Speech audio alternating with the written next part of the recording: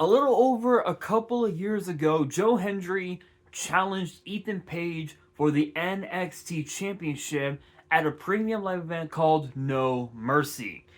Since since since that loss to the now current NXT North American champion, Joe Hendry had scratched and clawed his way to get to the top of the mountain in NXT, even in spite of losing the TNA World title to Trick Williams last year at Battleground. now, now after a little over 2 years of chasing the NXT title, Joe Hendry is now NXT champion. But the question is, who will step up to Joe Hendry and challenge him for the NXT title? This is one question that a lot of people might not have an answer to because of the fact that because of the fact that the roster on NXT is hella stacked. It is as loaded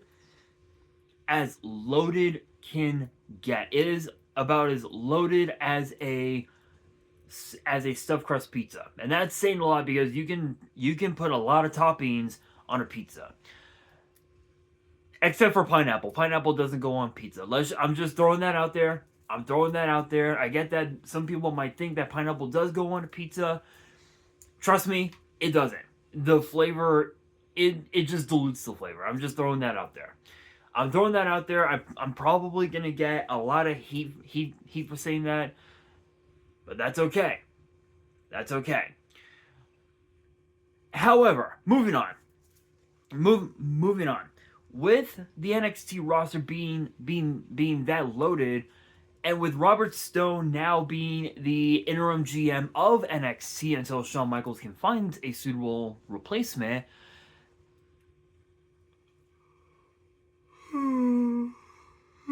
Excuse me. Sorry, guys. I am tired as hell. Anyway,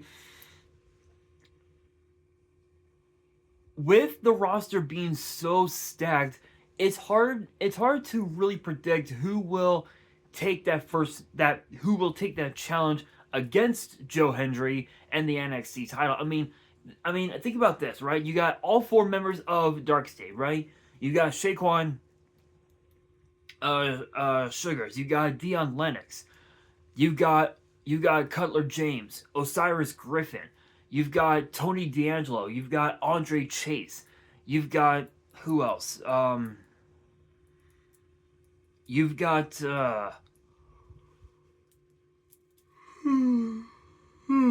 excuse me. You've got the current NXT North American champion Ethan Page. You've got Stax. You've got Lexis King. You've got Jasper Troy, Shiloh Hill, Keanu Carver, Sean Legacy. You also have as well Jackson Drake, the current Evolve champion, part of the Vanity Project, which had five people. But one of them ended up turning babyface and ultimately left WWE, which is unfortunate. And the other, well, chose to not renew her deal with WWE's ID program and ended up leaving for the competition, that being Ring of Honor. Excuse me, who else is there? Ricky Saints, Shiloh Hill I mentioned. Who else? I gotta check the roster out on .com. Give me 1 second.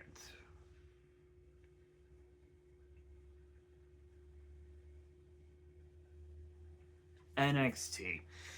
All right, think about this, right? You've got Andre Chase, you've got Bronco Nima, Brooks Jensen, Stax, Charlie Dempsey, Cutler James, Dante Chen, Dion Lennox, Ethan Page, Hank Walker, Jackson Drake, Jasper Troy, You've got Josh Briggs, Cale Dixon. You've got Lexus King. I would say that there's also Luca Crusifino, but we hadn't seen him in months, so I don't know what's going on with him. We don't know if he's injured or what the hell's going on. You've got Lucian Price, Malik Blade, Miles Bourne, Nico Vance. I would say Noam Dar, but he's been out with an injury for once again. He's been out with another injury. It'll be a while before we see him. Osiris Griffin, Ricky Saints, Shaquan Sugars, Sean Spears, Tank Ledger, Tavion Heights, Tony D, Tariq Igwe, Tyson DuPont, Uriah Connors. The roster is fucking loaded. It is absolutely loaded. It is hella loaded, and there's a lot of there are so many different scenarios that WWE can go when it comes to Joe Hendry and the NXT title. One of the routes that they can take is potentially Dion Lennox versus Joe Hendry. One of the reasons why I believe Dion Lennox should be one of those guys is because of the fact that Joe Hendry has had a lot of issues with Darkstay over the course of the last year, ever since Darkstay joined forces and debuted together on NXT. I think at Roadblock. I think it was at Roadblock was when we saw them, and since then, I mean, Darkstade's dominated NXT with an iron fist. They've basically become the new Undisputed Era of NXT, and that's saying a lot because the Undisputed Era dominated NXT with an iron fist. So Lennox is definitely one. Another person that I believe should get that title opportunity would have to be Ricky Saints. Reason being is because of the fact that Ricky Saints is owed a one-on-one rematch. He never got his one-on-one rematch when Obafemi took the title from him, but because that Obafemi dropped the title at what was it, at New Year's Evil last month? At New Year's Evil,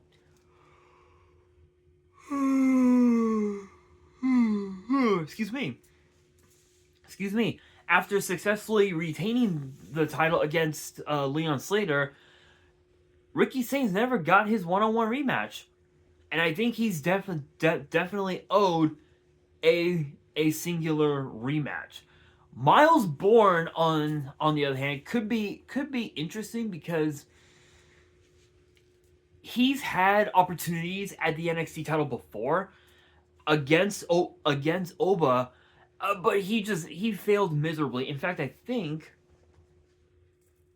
if I remember correctly, because I know that it wasn't I know it wasn't NXT Deadline, because Deadline Bourne competed in the men's Iron Survivor. So I want to say that it was Heatwave? No, it wasn't Heatwave. It wasn't the Great American Bash. It had to have been an earlier time. Battleground. Funny enough, how ironic that we were talking about Battleground with Joe Hendry, considering that that Miles Bourne challenged Obafemi for the NXT title at Battleground last year. Last year in the summer. So there's definitely a lot. So Miles Bourne did get that opportunity again, if Miles Bourne did get that opportunity again, there would be a lot of pressure on Bourne's shoulders because of the fact that um because of the fact that um Miles came this close. He came this close from defeating Obafemi and becoming the new NXT champion. But it just wasn't meant to be. Um so who did I say? I said Dion Lennox,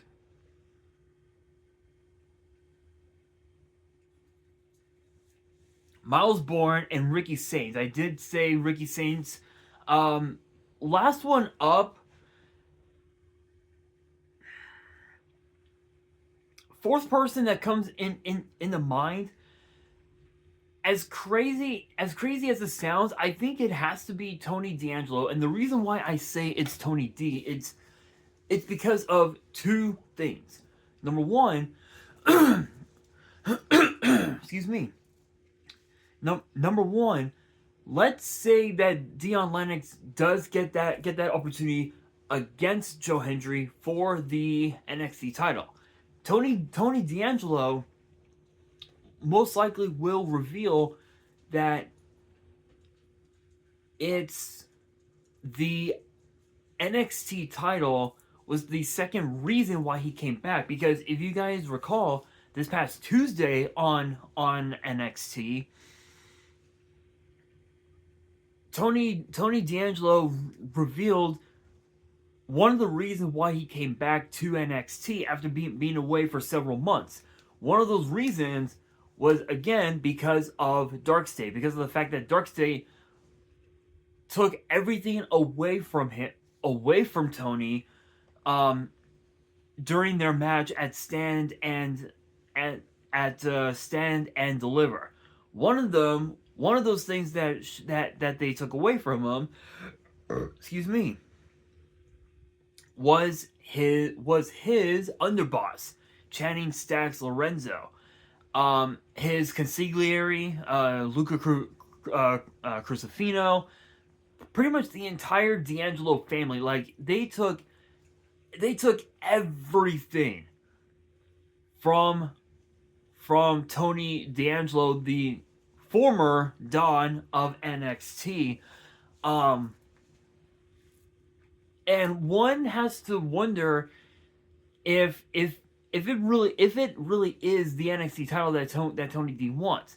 Is it really the NXT title, or is it the NXT North American title? Because he never got his rematch for that title in the first place. Then again, people seem to have forgotten he's a former NXT Heritage Cup champion, and with the cup still apparently being active on NXT, one has to wonder if Tony D is gonna be bringing that back. No one knows. So between those four, I don't think Miles Bourne is gonna be chasing that opportunity for a while. I think because of the fact that he's been so focused on Ethan Page, that I think for Miles Bourne, the North American title would probably be the more optimal choice for him. Because if it's the NXT title, he's just going to end up losing anyway. So it now comes down to Tony D, Ricky Sainz, and Dion Lennox. Crazy as it sounds, all three want the same goal. They all want to become NXT champion. But I don't think it's going to be Tony D'Angelo, because I think what he's going to do first is put his focus on Darkstay, ensure that they lose the NXT tag team titles to some team, which could be anybody, right? It could be Chase U, it could be Hank and Tank, it could be who else? Swipe Right, OTM. Literally any team could challenge Darkstay for those tag team titles, and that same team could win those titles with the help of Tony D'Angelo. So I don't think it's gonna be Tony D at any given time, because once Dark State loses those tag team titles, and once Dark State ends up going their several ways at the hands of Tony D'Angelo, then yes, I do believe that Tony D could go after the NXT title, but it's gonna take some time. So between Deion Lennox and Ricky Saints, who should be that first challenger? Honestly, I think it has to be Ricky Saints. Reason being is because Ricky, again, as I said, he never got his one-on-one rematch for the NXT title. Deion Lennox had his opportunity to go after the NXT title at Deadline in the men's Iron Survivor Challenge, but it just backfired. It completely backfired on him, and Deion Lennox, I believe, scored only 1 point. Yeah, literally, he scored a single point before losing that match to Javon Evans, and obviously Javon Evans just was not. He was not waiting for New Year's Evil, and that was the reason why Ricky Saints ended up turning heel, was because of that particular reason. So, Deion Lennox, I don't think so. I think at this point right now, what Deion Lennox needs to do is just put his focus back on Dark State, and continue to help Dark State retain the NXT Tag Team titles, which only leaves one person, and that being Ricky Saints. Why? Simple. It's as I said. He never got his rematch for the NXT title, and there's really no telling. There's really no telling like when Ricky Saints will ever get another opportunity like that. And so because that Ricky Saints was the last person to grab hold of the title before losing to Joe Hendry, it would only make sense for Ricky Saints to get that opportunity against the Scottish singer for the NXT title. But what happens after that, right? Like, if that match does come to pass and Ricky Saints loses, where does Ricky go from there? Honestly, it's too hard to call. It's too soon to call, but only time will tell. And on that note, that will do it for today's video. Hopefully you guys enjoyed. If you did, make sure you guys smash that thumbs up button. If you guys are new to the channel and you guys want more WWE topic videos in the future, then be sure to subscribe to the channel, turn on the notification bell, and as always, make sure you guys are following me on all my social media. All of my ads will be in the description below, as will the info to my fan mail. It will also be in the description as well. And on that, this is your boy Nash, signing out.